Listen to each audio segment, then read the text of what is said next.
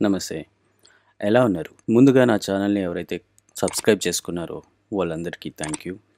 అలాగే ఎవరైతే కొత్తగా నా ఛానల్‌ని చూస్తున్నారో ప్లీజ్ నా ఛానల్‌ని సబ్స్క్రైబ్ చేసుకోండి. సో ఇక లేట్ చేయకుండా టాపిక్‌లోకి వెళ్ళిపోదాం. ఈరోజు నేను చెప్పబోయే టాపిక్ వచ్చేసి శివలీలలు ఎపిసోడ్ 2. తుంబురుడు అనే ప్రమదుడి కథ. నిరంజన ఇందాక ఇక్కడే ఉన్నా. అబ్బా, వీడింతలోనే ఎక్కడ మాయమయ్యాడో గదా. తన మిత్రుడైన నిరంజనుడు కనబడకపోయేసరికి కపింజరుడు చాలా చిరాకు చెందాడు. ఇద్దరూ దూర్వాస మహాముని శిష్యులు. అతని సేవ చేస్తూ ఇరువురు బదరికాశ్రమంలో గురువుగారితోనే నివసిస్తున్నారు. మధ్యాహ్న కాలం సూర్యుడి కిరణాల వేడి భరించేందుకు వీలు కాకుండా ఉంది. మేతకు పోయినవి పోగా మిగిలిన పక్షులు ఎండతాపానికి భరించలేక తమ కొలాయాలలో పండుకొని నిద్రిస్తున్నాయి.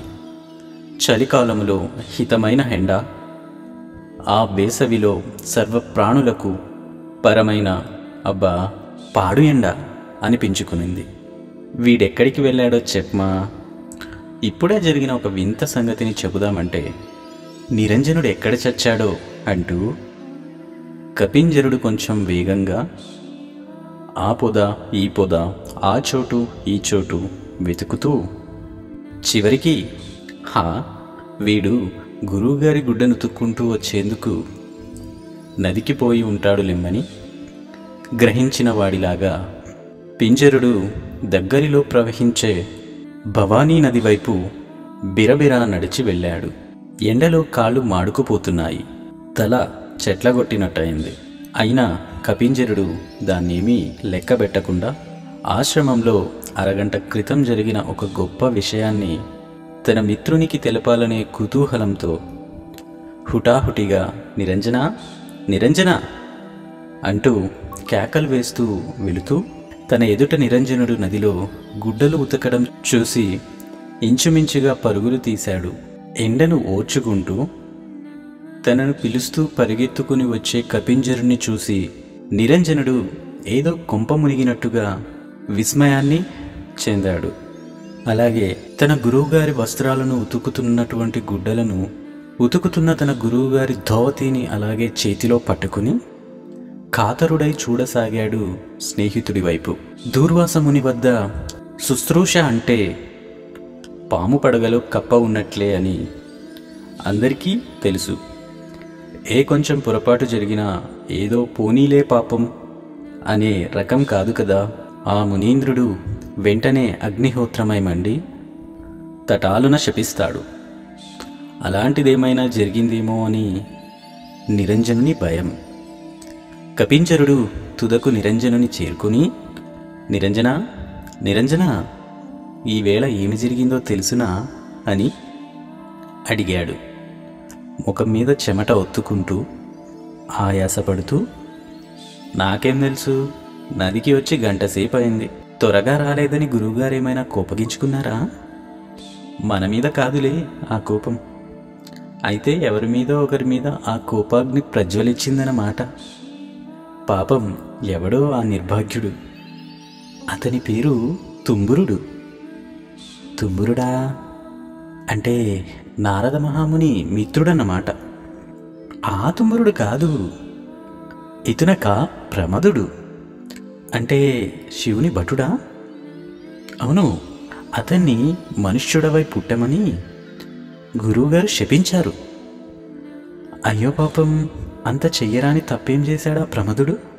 గురువుగారు మధ్యాహ్న సమయంలో స్నానం చేసి పితృతర్పణం, సంధ్యావందనం, వైశ్వదేవ బలిహరణాలను తీర్చి దేవత అర్చన చేశాడు. సరే, అందులో ఏం జరిగింది? అతడు పర్ణశాల వాకిట అవిశేషమైన నివ్వరిధాన్యపు క్షీరాన్నాన్ని లేడి పిల్లలకు మేపుతూ ఉన్నాడు. ఆ తర్వాత ఆ సమయంలో తుంబురుడు తన భార్యతో కూడా ఒక విమానం ఎక్కి హేమకూటమి నుండి శివుణ్ణి సేవించేందుకు గోకర్ణానికి వెళ్తూ ఆకాశ మార్గంలో వచ్చాడు. సరే, అందులో తప్పేముంది? అది కాదు, పూర్తిగా వినవయ్యా మునీంద్రుడు జింక పిల్లలకి పరమాన్నం పెడుతూ ఉంటే కర్మ చాలక తుంబురుడు ఆ దృశ్యాన్ని చూచి సంతోషించి ఆశ్చర్యంతో గట్టిగా చిటిక వేశాడు. అరెరే, ఎంత పనిచేశాడు! వెంటనే జింక పిల్లలు బెదిరి పారిపోయాయి. గురువుగారు గురుడైపోయాడు. పాపం ఆ లేడి పిల్లలు అట్లు బెదిరి చేతికి చిక్కకుండా పారిపోవడం వలన హాయిగా పరమాన్నం తింటూ ఉన్న ఆ అమాయకపు మృగాలను బెదరగొట్టిన వాడెవ్వడా అని గురువుగారు ఆకాశం వైపు తలెత్తి చూచి తుంబురుడితో ఇలా అన్నాడు. ఓరి దుర్మార్గుడా, నా జింక పిల్లలు సంతోషంగా క్షీరాన్నాన్ని ఆరగిస్తూ ఉంటే ఎందుకురా చిటిక వేసి వాటి తిండికి అభ్యంతరం కల్పించావు? నీ అపరాధాన్ని నేను సహించలేను అని అంటూ నీ గర్వం అణిగేటట్టు భూమిలో నువ్వు మనుష్యుడివై పుట్టు అని ఘోరంగా శపించాడు. నిరంజనుడు మిత్రుడు చెప్పినదంతా విని కటకటపడ్డాడు. మళ్ళీ ఏం జరిగిందో చూద్దామని ఇద్దరు దూర్వాస మహాముని పర్ణశాల వైపు పరిగెత్తారు. దూర్వాసుడి కుటీరం అక్కడ తపోభూమి అంతటికీ అలంకారప్రాయమై ఉంది. సువిశాలమైన ఆ పర్ణశాల వెదురు కట్టెలతోనూ కొబ్బరి చెట్టు మట్టల లాంటి ఆకులతోనూ చాలా నేర్పుగా కట్టబడింది.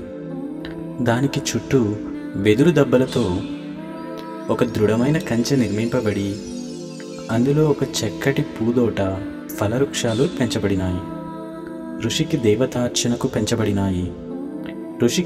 దేవతార్చనకు కావలసిన అనేక రకాలైన పుష్పాలను శిష్యులు ఆ తోట నుండి సేకరిస్తారు. అందులో లేళ్ళు, ఉడతలు, నెమళ్ళు, చిలుకలు స్వేచ్ఛగా తిరుగుతూ ఉంటాయి. మహాకోపిష్టి అని ప్రసిద్ధి చెందిన దూర్వాసునికి ఆ మృగములు, పక్షులు అంటే చాలా ఇష్టం. ముల్లోకాలు అతడంటే భయపడవచ్చు, కానీ వాటికి మాత్రం అతడంటే ఎంతో ప్రేమ. ముని తీరికగా కూర్చున్న విధంగా చిలకలు అతని భుజాల మీద, తల మీద వచ్చి కూర్చుంటాయి.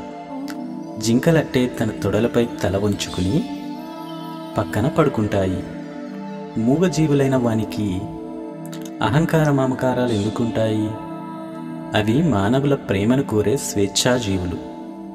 దయాంతఃకరుణులైన మునీంద్రులే వానికి తల్లిదండ్రులు. సో ఇలాంటి ఆడియో బుక్స్ మరెన్నో మీరు వినాలి అనుకుంటే మా ఛానల్ని సబ్స్క్రైబ్ చేసుకుని మరెందరికో ఈ ఛానల్ని సజెస్ట్ చేస్తారని కోరుకుంటున్నాను. చేయవలసిందల్లా మీకు నచ్చిన ఆడియో బుక్ని కమెంట్ ద్వారా మీరు మాకు తెలియజేయగలిగితే మాకు సపోర్ట్గా ఉంటుంది మరెన్నో ఆడియో బుక్స్ చేయడానికి. Thank you.